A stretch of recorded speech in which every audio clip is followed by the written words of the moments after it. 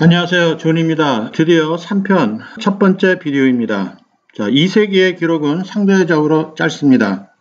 자, 하지만 여러 나라들이 나오고 국제적으로 서로 연결이 되어 있습니다. 자, 삼국사기는 고구려, 백제, 신라만으로 구성되어 있습니다. 하지만 이 고구려 주변에는 예, 맥, 선비, 마한 등으로 연결이 되어 있고요. 후한은 이 부여와 연결되어 있습니다. 그래서 고구려와 후한은 초기에 큰 전쟁을 치르게 됩니다. 신라는 이중구조로 되어 있습니다. 그래서 이 말갈과 싸우는 신라는 요하 동쪽 태백산 지역에 있고요. 가야와 싸우는 신라는 산동 지역에 위치합니다. 이 요하 지역의 신라는 이 박씨에게 사료국이 초기에 있었고, 산동 지역에서 활동하는 신라는 탈핵의 신라 계통입니다. 그래서 이 신라의 기록을 분석을 할 때 이 박씨의 요하 지역인지 탈핵의 산동 지역인지 파악하여야 합니다. 신라는 금관국, 가야, 외, 백제와의 관계가 국제적으로 연결이 되어 있어서 복잡하게 전개가 됩니다. 그러면 신라의 월성에 대해서 한번 보겠습니다. 자, 기원 후 100년 7월에는 우박이 떨어져 날아가던 새가 맞아 죽었다. 경도에 지진이 일어나 백성들이 가옥이 쓰러져 죽은 자가 많았다. 자, 여기서 보면 신라는 초기에 금성이 나오고요. 그 다음에 월성이 나오고 또 다른 도시가 나옵니다.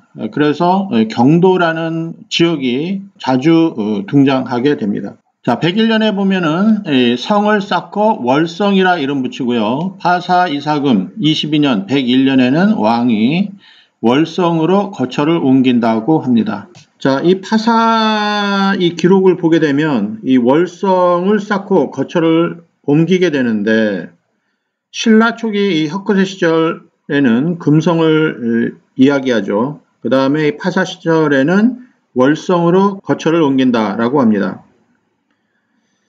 자, 탈해 왕이 처음에 태어난 곳은 어디냐?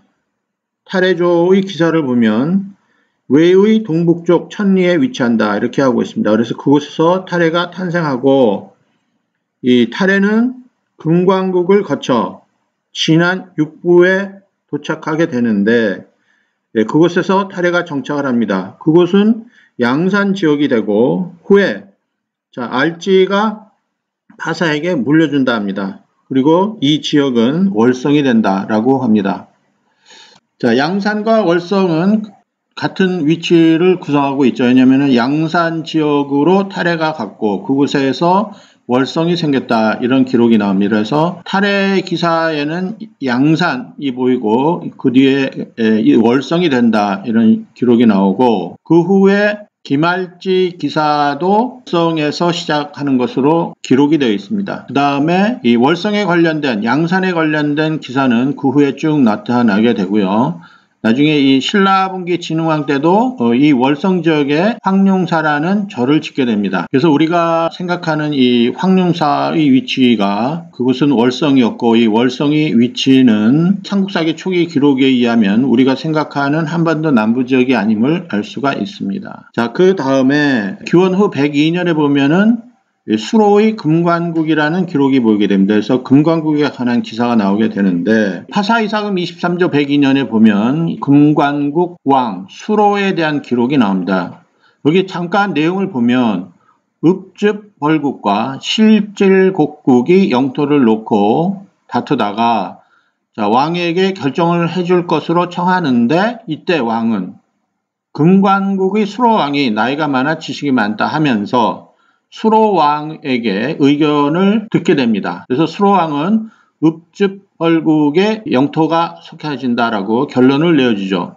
그래서 파사왕은 육부에게 명하여 수로왕에게 큰 잔치를 베풀게 하는데, 그 6개의 부 중 한 기부만이 수로왕을 약간 헐대하게 되죠. 그래서 수로는 이에 분노하여 자신의 노복인 타마리에게 명하여 이 한기부에서 주재한 주관자 보제를 죽이고 도망을 갑니다. 그래서 이 노복 타마리는 읍즙벌국의 왕 타죽한 집에 도망을 해서 의지를 하는데, 왕이 수로의 노복 타마리를 붙잡으려 하죠. 그렇지만 읍즙벌국의 왕 타추가 보내주지 않아 왕은 분노하여 읍줍벌국을 정벌하니 읍줍벌국 왕이 자신의 무리와 함께 스스로 파사에게 항복한다 라는 구절이 나오게 됩니다.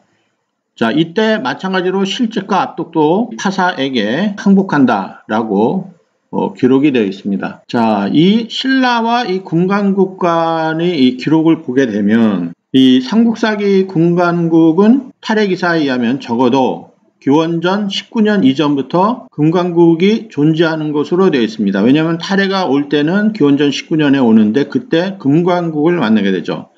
그래서 금관국은 기원전 19년부터 존재하는 것으로 삼국사기에 의하면 파악이 되고, 그 후에 삼국유사 탈해조에 의하면 이 수로가 태어난 기사는 한 42년에 태어난다고 합니다. 자, 여기서 조금 자세하게 살펴보면 삼국사기 파사 24년조 102년에 의하면 수로왕이 연로하여 지식이 많다라고 합니다.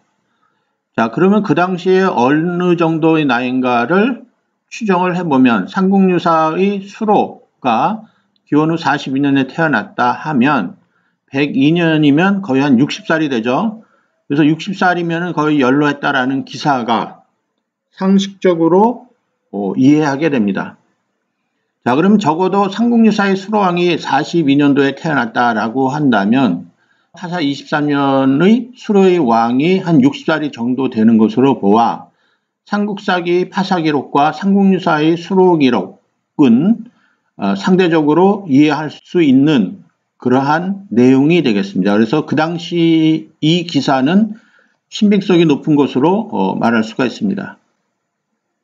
자, 그 다음으로 금관국의 위치를 한번 보겠습니다.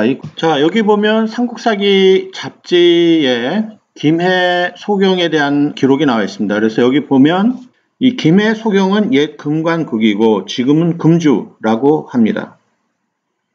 자, 이 금주 지역을 한번 확인해 보겠습니다. 자, 금주 지역은 인터넷으로 보면 이와 같이 이 요동 반도에 있는 다렌 지역으로 나오게 됩니다. 자, 이 외에도 또 이 한당국이 태백일사 이 고려국 본기에 의하면 쭉 내용이 나오는데 여기에 유익 등은 마침내 금주, 복주, 개평, 해성, 요양 등지를 가지고 명나라에 투항하였답니다.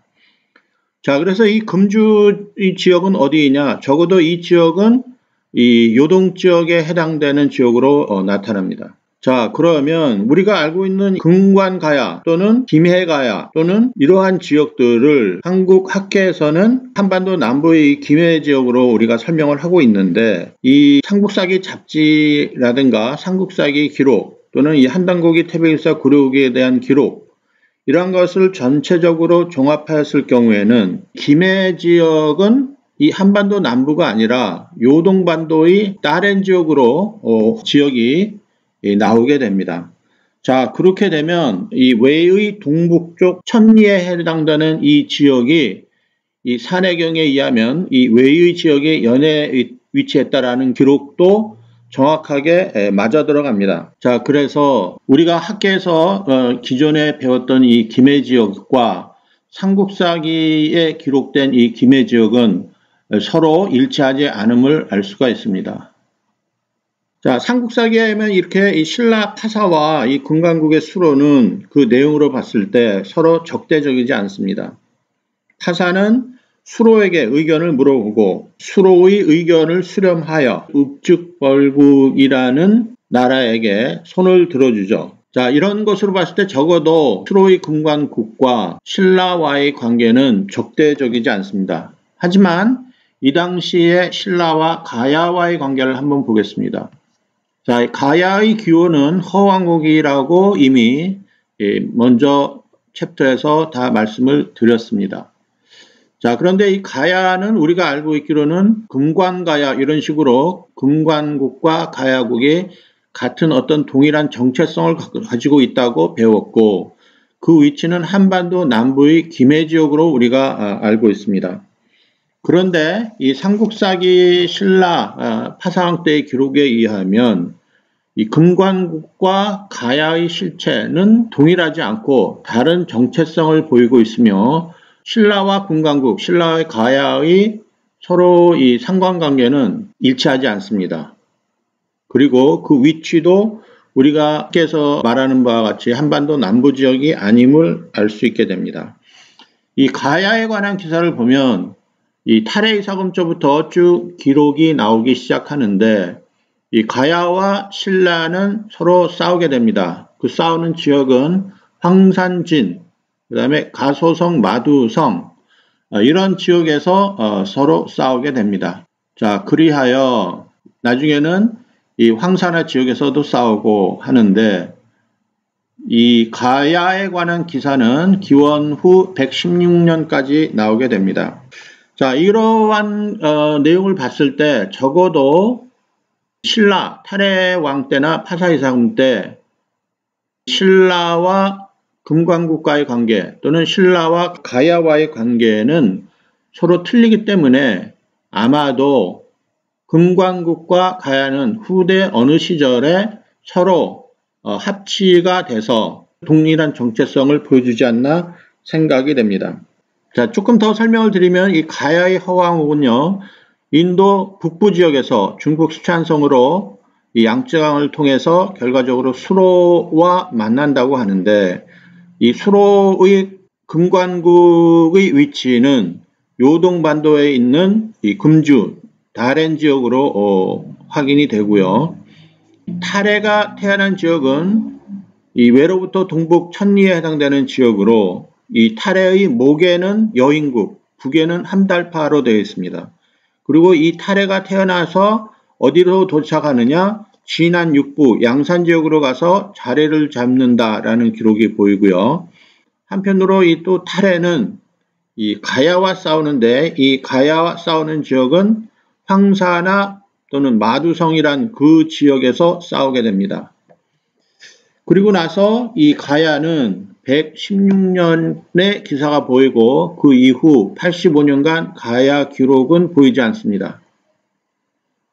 자, 이 가야랑 신라와 싸워서 마지막 기록에 의하면 장마로 인하여 더 이상 공격을 하지 않고 물러난다고 하는데 실질적으로 이 가야가 누구랑 싸워서 전멸되거나 그러지는 않습니다. 그러면 그 가야는 어디로 갔을까요? 자, 기록에 나와 있지 않기 때문에 우리는 이 가야가 어딘지 모르겠지만 이 주변국의 역사서를 통해서 한번 역사를 복원하도록 해보겠습니다. 당시 주변국 기록 후한서를 보면 이 외국에서 이 대란이 일어난다고 합니다. 자, 146년에서 186년까지 외에는 대란이 일어나고 그리고 이 비미호라는 여왕이 나타나게 돼서 그 외를 지배하게 됩니다. 그래서 173년에서 179년까지 외국에 내란이 난다고 삼국사기에도 이 비미호가 신라의 예물을 가지고 접근하는 그런 기록이 나와 있습니다. 삼국사기에는 비미호, 후한서에는 히미코라는 기록으로 나와 있지만 일본 서기에는 신공이라는 이름으로 나타나서 보여지게 됩니다. 이 신공은 일본의 그 야마토 시절로 대표가 됩니다. 자, 그래서 저는 이 삼국사기에서 이 사라진 가야는 후한서의 기록으로 봤을 경우에 일본 서기의 야마토 시대로 연결되는 것으로 추정하고 있습니다. 이 신공의 기록에 의하면 여전사들이 나오게 되고요. 또 한반도 김해 지역의 가야로 알려진 유물에 의하면 이 여전사들에 관한 유물들이 나오게 됩니다. 그리고 타레의 목에는 여인국으로 알려져 있습니다. 후에 자, 이 유물과 함께 이 일본 서기 기록을 다시 한번 검토함으로 인해서 신공 또는 이 비미호의 실체를 다시 한번 자세하게 다루도록 하겠습니다. 자, 그래서 저는 이 가야가 이 비미호와 연결이 되고, 자, 이러한 기록을 숨기기 위해서 이 후대 기록인 이 삼국유사가 이 수로왕이 158세까지 살았다 하면서 기원 후 42년부터 기원 후 199년까지 살았다라는 기록으로 아마도 이 역사를 이렇게 그 실드 쳐주지 않았나 생각이 됩니다. 자, 그래서 여기서 또 자세한 내용은 다음 챕터에서 좀 더 자세하게 들어가고요. 이 다음 해에 어떠한 일이 일어났는지 또 한번 확인해 보도록 하겠습니다. 자, 기원 후 103년 백제는 이 기루왕이었는데 기루왕 27년 기원 후 103년에 해당이 되고요. 자, 왕이 한산에서 사냥하다가 신비로운 사슴을 잡았다 합니다. 자, 이 백제의 기록, 그 전 역사를 한번 살펴보면 백제는 87년, 89년, 90년, 93년 기록이 나옵니다. 보면 이 지진이 일어나고 그 다음에 민가를 무너뜨리니 죽은 사람이 많았다. 굉장히 가물어서 도리를 거두지 못하였다. 그러면서 90년도에는 큰 바람이 불어 나무가 뽑혔다. 그 다음에 횡약의 큰 바위 5개가 한꺼번에 떨어졌다. 이런 은유적인 표현도 보이게 되죠. 자, 백제는 이 상당히 큰 자연재해를 맞게 됩니다. 그래서 살아나기가 쉽지 않고요. 그래서 백제의 기루왕은 아마도 새로운 지역을 찾아 다니지 않았나 생각이 됩니다. 자, 그 지역 중에 하나가 한산이고요. 그 한산에서 사냥을 하면서 주변 상황을 파악하지 않았나 생각이 됩니다.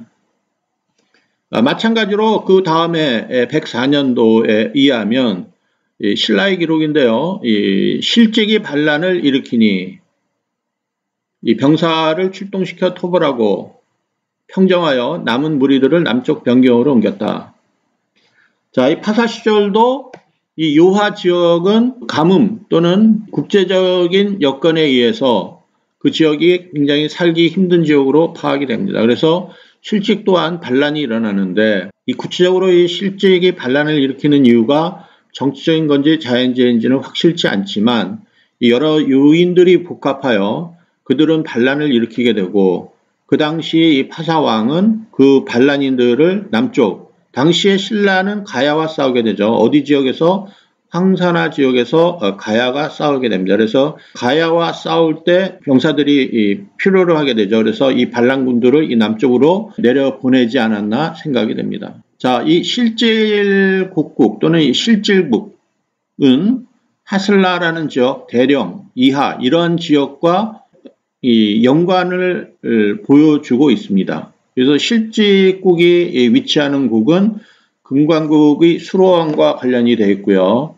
그 다음에 육부 중에 이 한기부와도 관련이 되어 있고 지마 이사금 때 대령의 위치, 이하의 위치가 나오는데 북쪽의 말갈 지역과도 이 실직의 연관성이 있고 그 다음에 그 지역의 하슬라 또는 이하 이러한 것들이 관련이 있음을 파악할 수가 있습니다. 그래서 이에 관련된 자세한 내용은 또 역사가 전개되면서 다시 한번 확인차 들어가고 이 실직국은 하슬라 지역, 이하 지역 이런 지역이 나오게 되면 같은 지역, 똑같은 지역은 아니지만 그 어떤 위치를 파악하는데 참고로 할 수 있는 기록이 된다고 생각이 됩니다. 자, 그리고 105년에 해당되는 내용을 한번 보겠습니다. 자, 고구려에 관한 기사가 나오는데 이 고구려는 이 후한이 차지하고 있는 요동 지역으로 가서 6개의 현을 약탈한다라는 기록이 나옵니다. 자, 이에 대한 반응으로 이 후한의 태수 경기가 고구려의 공격을 막습니다. 자, 그래서 이 기사에 의하면 고구려는 요동의 서쪽에 위치한 것으로 파악이 되고요. 그 다음에 그 요동 지역에는 당시 후한이 이 지역을 점령한 것으로 보여주고 있습니다. 이 고구려 측면에서의 영토 확장에 대한 기록을 다시 한번 정리해서 보면 이 주몽 때는 말갈, 그 다음에 비류, 행인, 구곡조를 점령을 했었죠. 그 다음에 유려왕 시절에는 부여, 황룡국, 갈사국을 점령했고 이 대무신왕 시절에는 연나부, 그러니까 내치를 확보하게 되죠. 그 다음에 개마국, 구다국을 확보하고 그 당시에 한의 요동태수가 고구려를 공격을 하고 최씨 낙랑국을 대무신왕이 점령을 하고 그래서 이 한나라, 이 후한의 광무제가 병력을 보내 이 낙랑을 치면서 살수이남 이 지역을 한으로 속하게 만듭니다. 아마도 이 당시에 신라가 상당히 위급한 상황이 아니었던가 생각이 됩니다. 대무신왕 이후에 또 모본왕이 중국 내륙 지역을 또 공격을 하였다는 기록이 나오고, 그 다음에 이제 태조로 넘어가면서 태조 역시도 요소에 십성을 쌓아 한나라의 군대에 대비했고, 그 다음에 동옥저를 정벌하여 이 영토를 넓히게 된다라는 기록이 나오게 됩니다. 태조대왕은 갈사왕의 손자 도두가 나라를 들어 항복해 와서 우태로 삼았고, 그 다음에 관나부, 환나부 이런 부두를 확보하게 되죠. 그래서 이제 그 지역에 있는 사람들을 합쳐서 정치 내부 구조로 확보하게 됩니다. 그래서 이제 왕은 동쪽 끝에 있는 이 책성으로 옮겨서 책성 지역을 확보를 하게 됩니다. 자, 이렇게 후한의 요동 지역을 주변에서 고구려가 압박해서 들어오게 됩니다. 그래서 결과적으로 한의 6현을 공격하게 되고, 이에 대한 반항으로 요동태수 경기가 고구려군을 막고 한의 요동태수가 매긴을 격파를 하게 되죠. 그러면서 이 태조대왕은 한의 현도군을 습격하고 화려성도 공격을 합니다. 자, 그래서 이 요동 지역은 요동태수 경기가 있었고, 이 현도군과 화려성도 이 당시에는 이 한이 점령한 것으로 파악이 되어지며, 그 지역을 태조가 공격해서 요동 지역에 있는 한이 세력을 약화시키는 것으로 파악이 됩니다. 자, 그래서 이 요동 지역에 이 한의 위치가 있다라는 기록은 조금 더 역사적으로 거슬러 올라보면 진나라 때까지 한번 올라오면, 진나라 시절에 이 진시황의 그 어떤 노역, 만리장성을 쌓으라는 이 노역으로 인해서 한나라 사람들이 이 지역에 굉장히 많이 오게 되죠. 그래서 그 이후에 위만이 그 사람들을 포섭해서 나라가 점점 커지게 되니까 전한이 한무제가 공격을 해서 그 지역을 점령하게 되고, 그 다음에 전한이 망하고 후한이 생기게 되죠. 그래서 후한이 광무제 때 다시 한번 공격을 하게 되고, 그러면서 이 요동 지역의 한나라의 세력이 크게 작게 이런 식으로 그 지역에 이 한의 세력이 남아 있지 않나 생각이 됩니다. 자, 그러면 이와 같은 사실, 이 요동 지역에 한나라가 있다라는 기록을 살리기 위해서 한국학계는 요동의 서쪽 지역에 있는 모든 지역을 한의 지역으로 전부 다 설명을 하죠.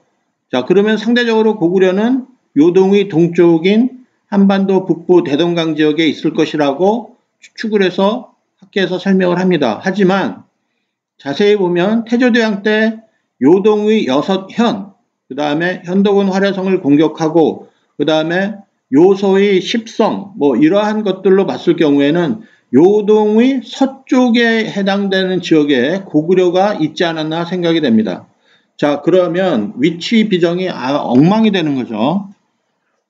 자, 그래서 삼국사기에 나온 그 기록 그대로 설명을 하다 보면 요소 십성 이런 것들은 버려서는 절대 안 됩니다. 이것을 버림으로 인해서 역사 전개 서술을 할 때 이 지리적으로 엉망이 되는 것으로 만들어지게 됩니다. 자, 그래서 이 고구려와 한의 공격 지역은 요동 지역에 한의 세력이 있었고, 상대적으로 이 요소 지역에 고구려가 위치한 것으로 파악이 됩니다. 이래야 삼국사기에 나오는 고구려 편의 기사를 정확하게 설명을 할 수가 있습니다.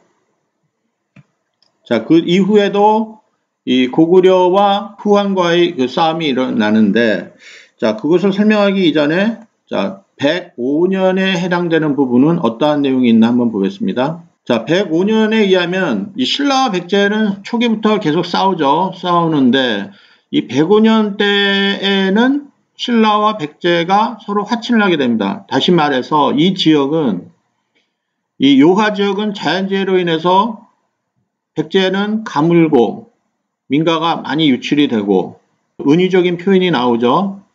횡하게 5개의 돌이 떨어졌다 이런 식으로 나오고, 신라도 마찬가지로 이 지역은 상대적으로 이 약한 지역입니다. 다시 얘기해서 이 백제와 신라는 2세기 때 상당히 그 약한 체제를 보여주게 됩니다. 거의 생사의 갈림길에서 면면이 살아남지 않았나 생각이 되고요.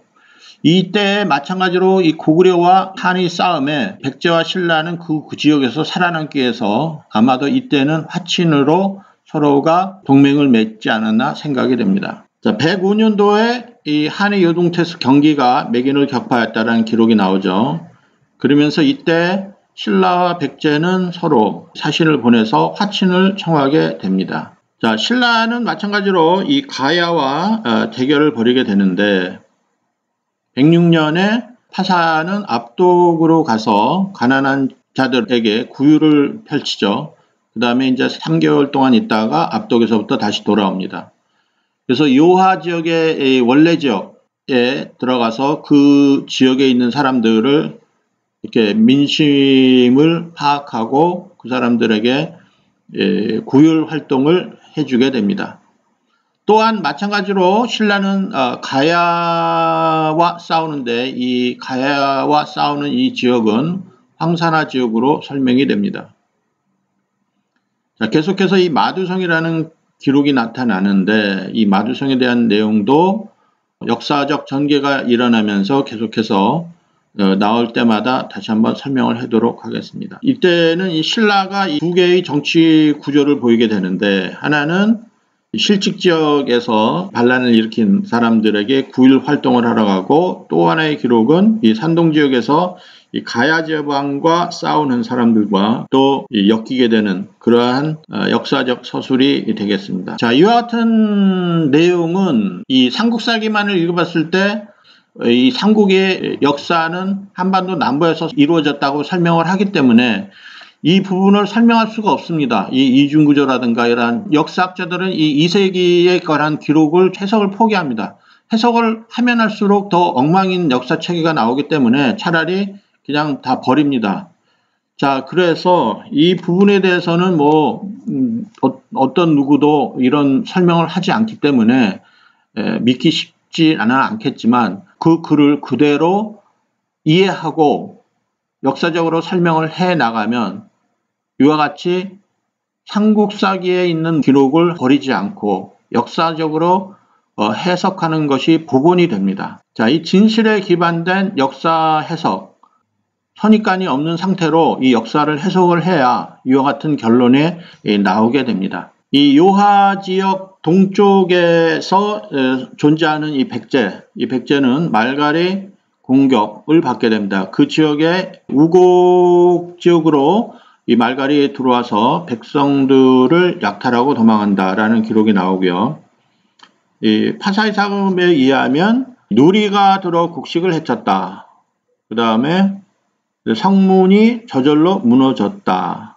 이런 기록들이 나오고 있습니다.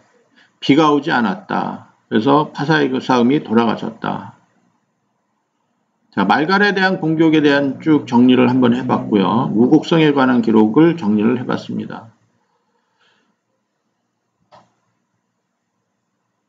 자, 그 다음에 파사이사금이 돌아가시고 나서 이 파사의 아들 이 지마가 신라의 왕위를 대신하게 됩니다.